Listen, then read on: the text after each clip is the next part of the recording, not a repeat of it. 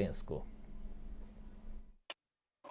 राजीव जी, प्रियंका गांधी की जो रणनीति है या कांग्रेस की जो रणनीति है, उसका असर कुछ कुछ तो सड़कों पे दिखने लगा है। जिस ढंग से मैराथन में जो महिलाओं की शिरकत हुई, खासतौर से छात्राओं युवाओं की जो छात्रा मतलब उनकी जो एक भागीदारी रही, वो बता रहा है कहीं ना कहीं ये निशाने पे लग रहा है कि रणनीति जो है। और देखिए, एक बात और भी है, आजादी से लेकर के अभी तक कांग्रेस का महिलाओं के प्रति एक रहा है, सकारात्मक अप्रोच रहा है। महिलाओं के लिए बहुत कुछ उन लोगों ने, कांग्रेस के लोगों ने किया भी है और नेतृत्व भी दिया है। एनी बेसेंट से लेकर इंदिरा गांधी से लेकर के सोनिया गांधी तक महिला कांग्रेस की महिला अध्यक्ष रही हैं। मुख्यमंत्री सुचित्रा कृपलानी उत्तर प्रदेश में रही हैं, कांग्रेस की ही रही, या इस तरह से कई राज्यों में रही हैं, कांग्रेस की मुख्यमंत्री रही हैं। उसके बरक्स अगर भाजपा को देखा जाए तो जैसा मैं बार बार कहता हूं कि जनसंघ से लेकर के भारतीय जनता पार्टी तक, इस पार्टी में ऐसी एक भी महिला नेता नहीं इनको मिली जिसको ये अपना राष्ट्रीय अध्यक्ष बना सके। बड़े चुनौती के साथ कहता हूं मैं, 1952 से लेकर के 2021 तक भारतीय जनता पार्टी किसी महिला को राष्ट्रीय अध्यक्ष नहीं बना पाई। आरएसएस में राष्ट्रीय कार्यकारिणी में एक भी महिला नहीं है, ये मैं बार बार कहता हूं। तो एक तो इस फ्रंट पे तो इनका कोई कहीं कुछ है नहीं। तो लेकिन अब कांग्रेस का जो है, देखिए, एक कमिटमेंट है, लड़की हूं लड़ सकती हूं, बहुत अच्छा स्लोगन है जो अपील कर रहा है महिलाओं के बीच में, खासतौर से जो युवा महिला हैं उनके बीच में काफी अट्रैक्शन पैदा कर रहा है। लेकिन जैसा अमलेंदु कह रहे थे, वो अभी भी हमको भी है ये कि वो वोट में तब्दील हो पाएगा कि नहीं, सड़क से वो ईवीएम तक पहुंच पाएगा कि नहीं, ये आगे देखने की बात होगी। क्योंकि प्रियंका ही अकेले बोल रही है, कांग्रेस के और नेता जो है वो अभी तक इसको लेकर के जो मैदान में जिस ढंग से आना चाहिए, जिस ढंग से फैल जाना चाहिए पूरे उत्तर प्रदेश में, या बगल के जो राज्य है, उत्तराखंड है, पंजाब है, इन राज्यों में भी इस तरह का स्लोगन देना चाहिए। और वहां जब एकजुट काम करें, कोहेसिवनेस के साथ काम करेंगे तो उसका एक अलग असर पड़ता है। लेकिन वो अगर नहीं होने से लगता है कि सिर्फ ये प्रियंका गांधी आती हैं, अपना बोलकर चली जाती हैं, फिर उसके बाद फिर मामला खत्म हो जाता है। तो उसको थोड़ा आगे बढ़ाने की जरूरत है।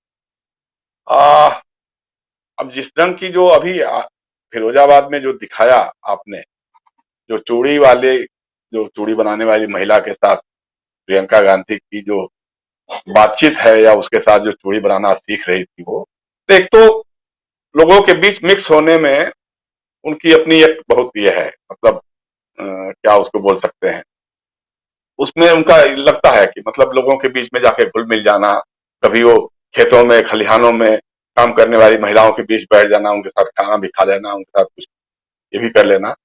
लेकिन सबसे बड़ी बात मुझे जो, मैं जब से आपने वो वीडियो दिखाया, मैं बहुत थोड़ा ये हूँ, विचलित हूँ। विचलित इस बात को लेकर के हूँ, जो महिला कह रही है कि 3 रुपए मिलता है उसको, और पूरा जो एक बंडल बता रही है उसका बनाने का उसको जो मिलता है, और दिन में वो 15 से 20 बना लेती है इस तरह। तो इसके हिसाब से 50 से 60 रुपए, अधिकतम 60 रुपए करीब दिन में मिलता होगा, यानी महीने के 1800 रुपए। हम आजादी का अमृत महोत्सव मना रहे हैं, 74-75 साल पूरे होने जा रहे हैं आजादी को, और एक गरीब महिला, एक दलित महिला हाड़ तोड़ मेहनत करने के बाद महीने का 1800, मतलब मिनिमम वेज भी उसको नहीं मिल पा रहा है। और ये महिला उत्थान की बात कर रहे हैं, योगी से लेकर के मोदी तक जो है रोज विज्ञापनों में और सारी छप रहा है। उनके पास से फिरोजाबाद की महिलाओं की बात नहीं पहुंचती है क्या? तो इसका एक असर तो पड़ेगा। मतलब अगर इसी को ये चलाती रही प्रियंका गांधी, और उनकी पार्टी के लोग इसको लेकर के अगर मैदान में उतर जाते हैं, अब देखना यह भी होगा कि किन लोगों को टिकट देते हैं, कैसे लोग उम्मीदवार बन के आते हैं, उसमें महिलाओं की भागीदारी कितनी होती है, और कैसी महिलाएं, किस तरह की महिलाएं आती हैं, तो एक अलग बात होगी ये। लेकिन एक तो जरूर उन्होंने कर दिया कि जहां पे जाति, धर्म और इस तरह की बातों की राजनीतिक समीकरण बिछाए जा रहे हैं, उसमें एक अलग लाइन लेकर के चलना, तो अपने आप में एक अच्छा काम है, उसमें कहीं कोई दो राय नहीं। अब एक बात और कहना चाहूंगा मैं, जो अभी चर्चा भी हो रही थी, योगी आदित्यनाथ का जो भाषण था, योगी आदित्यनाथ का भाषण कांग्रेस की जो नई लकीर खींची गई है कांग्रेस के जरिए, उस पर ज्यादा रिएक्टिव नहीं है। असल में उसका बात यह है कि मालेगांव विस्फोट की जो जांच कर रही एजेंसी, उसके सामने गवाह जो है हॉस्टाइल जो हो गया था पहले से, उसने कहा है कि हमको दबाव डाल के हमसे कहलवाया जा रहा था कि साहब इसमें मालेगांव ब्लास्ट में आदित्यनाथ भी शामिल थे और फलाना शामिल थे और इस तरह के लोगों का, तो इस पे वो अपनी बौखलाहट दर्ज कर रहे हैं। आतंकवादियों के सरपरस्त कौन है? प्रज्ञा ठाकुर उस मामले में आरोपी थी, उसको आपने संसद में भेज दिया। जो छोड़ेबाजी में भी थी छत्तीसगढ़ में, आपकी छत्तीसगढ़ में छोड़ेबाजी की घटना में भी एक बार पकड़ी गई थी, वो आतंकवादी है कि नहीं है? फिर दूसरा ये सवाल उठता है राजीव जी, जिस तरह से कहलवाया जा रहा है बयान बदलवा बदलवा करके, तो क्या मालेगांव ब्लास्ट हुआ नहीं था? क्या समझौता एक्सप्रेस में कोई ब्लास्ट नहीं हुआ था? कोई आतंकवादी वारदात नहीं हुई थी? एनआईए को या एटीएस को यही बता देना चाहिए, यहां साहब ये कुछ हुआ ही नहीं था, ये तो मनमोहन सिंह ने अपने आदमी भेजोगा करवा दिया था। यही आप बता दो, कम से कम देश को यही बता दो भाई। कमाल है। मसूद अजहर को छोड़ने वाले, उसके लिए जसवंत सिंह के साथ, डोभाल जी के साथ में पैसा खजाना लेकर के जाने वाले 3 दुर्दांत आतंकवादियों को जहाज में तस्तरी में सजा करके ले जाने वाले लोग, कंधार ले जाकर के जो समर्पण करने वाले थे, वो आज सर्टिफिकेट बांट रहे हैं दूसरों को कि आतंकवाद के पोषक है और संरक्षक है और उनके मददगार हैं। शर्म भी नहीं आती है। तो इस तरह की जो बातें हैं, कहीं ना कहीं एक बौखलाहट है, कहीं ना कहीं इनके अंदर एक जो बेचैनी है, बौखलाहट है। आप देखिए जो नई खबर सुनने को आ रही है कि साहब उत्तर प्रदेश में पोस्टर बॉय योगी आदित्यनाथ से ऊपर नरेंद्र मोदी जी हो गए हैं। यानी कि अब चुनाव जो है नरेंद्र मोदी और अखिलेश यादव या नरेंद्र मोदी और विपक्ष के बीच में होगा।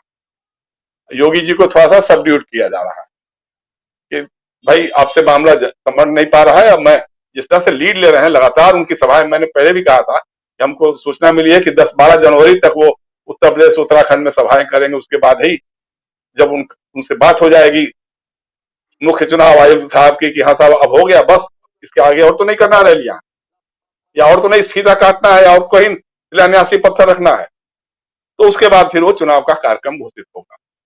तो पूरा का पूरा जो से लगा हुआ है। और जैसे अभी अमरिंदु बता रहे थे कानपुर में, आपकी खबर में भी था कि लोगों ने काला झंडा दिखाया और कुछ तोड़फोड़ हुई है, उसको लेकर के लोगों पे मुकदमे किए हैं। भाई काले झंडा तो हम लोग कब से लगा चलाते थे, जिस समय हम लोग छात्र युवा राजनीति में शिरकत करते थे, तो काले झंडे दिखाना विपक्ष का काम है। अब विपक्ष का काम ये तो नहीं, समाजवादी पार्टी के कार्यकर्ताओं से क्या योगी आदित्यनाथ उनकी सरकार ये उम्मीद कर रही है कि जाकर के वो माला पहनाएगा, मुख्यमंत्री जी को माला पहनाएगा कि लो जी आप हमारे शहर में आए, आपको हम माला पहनाने जा रहे हैं? भाई चुनाव आपके खिलाफ लड़ना है, आपकी दमनकारी नीतियों का विरोध उसको करना है, उसका हक है। ये सुप्रीम कोर्ट कह चुका है कि अगर माला पहनने का अधिकार आपको है तो काला झंडा देखने का भी आपको रखना चाहिए, मादा रखना चाहिए। लोकतंत्र में यही खासियत है, यही उसकी खूबसूरती है कि अगर मालाएं मिलती हैं, प्रशंसा मिलती है, तो आलोचना भी मिलती है, विरोध भी मिलता है, विरोध प्रदर्शन भी सुहाना चाहिए। अब इसको आप खारिज करके जिस ढंग से आप बना रहे हैं, और झूठ पर झूठ, मतलब सबसे ताज्जुब की बात है राजीव जी कि जो इत्र के व्यापारी जो पीयूष जैन के यहाँ जो पकड़ा गया है, इतना बड़ा जखीरा 190 करोड़ या 198 करोड़ कितने का पता नहीं क्या है, क्या कितना पकड़ा गया, सोना कितना पकड़ा गया है, क्या हुआ है, कहां से पैसा आया है। मतलब प्रदेश भाजपा के अध्यक्ष स्वतंत्र देव सिंह का मैंने देखा, ट्वीट देखा कि साहब वो समाजवादी इत्र बांट रहे थे और वो पकड़े गए हैं इतने में। इतनी आपको इतनी भी अकल नहीं है, इतनी पढ़ाई लिखाई भी आपके पास नहीं है। समाजवादी इत्र कौन बांट रहा था? वो समाजवादी पार्टी का विधान पार्षद है, पम्मी जैन है, और ये पीयूष जैन है। रहते अगल बगल में कहीं होंगे, लेकिन दोनों से एक दूसरे का कोई वास्ता भी नहीं है। लेकिन झूठ पर झूठ बोलने की, आप सरकार में बैठे हुए हैं, सरकार आप चला रहे हैं, अगर आपके पास सबूत है तो अखिलेश यादव को गिरफ्तार करो ना भाई। बताओ क्या समाजवादी पार्टी का पैसा है या समाजवादी पार्टी के ये व्यवसायी थे जो भी थे। अब पता लगा कि साहब वो 52 करोड़ रुपए वो अदा कर देंगे इनकम टैक्स का, तो उनका सारा फाइट हो जाएगा, क्योंकि उसके कनेक्शन कहीं ना कहीं से भाजपा से निकल के आ रहे हैं। तो इस तमाम तरह की जो चीजें चल रही उत्तर प्रदेश में, क्या क्या हो रहा है, मतलब इस पर अलग से कभी चर्चा हो सकती है। जी राजीव जी। बिल्कुल बिल्कुल, बहुत सारी बातें आप कह रहे हैं और कल ही हमने सुनाया भी था प्रधानमंत्री